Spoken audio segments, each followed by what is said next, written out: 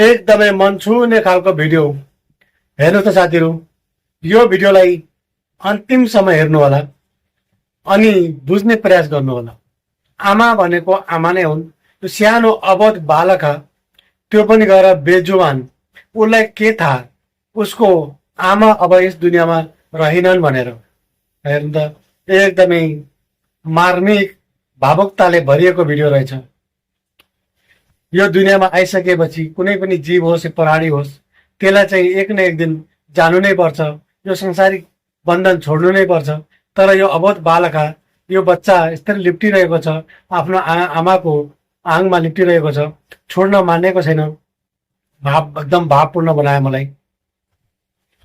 हेर्नुहोस् त, यो त्यसैले यो भिडियो उनीहरूको लागि डेडिकेट गर्छु कि जसको यस दुनियाँबाट आमालाई गुमाउनु भएको छ, उहाँहरूको लागि समर्पित।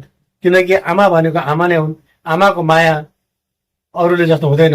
अब यो बच्चा टुरो भएको छ, तर यस बादनीलाई एकदम विधि विधान पूर्वक यो मनकारी व्यक्तिले यसरी अन्तिम संस्कार गरिदिएका छन्। यिनलाई चाहिँ म हार्दिक नमन भन्न चाहे, ग्रान्ड सल्युट भन्न चाहे। साथीहरू, तपाईँहरू पनि आफ्ना मनभित्रका भावलाई प्रकट गर्दै यस व्यक्तिलाई के भन्न चाहनुहुन्छ आफ्नो पनि भनाइराख्नु।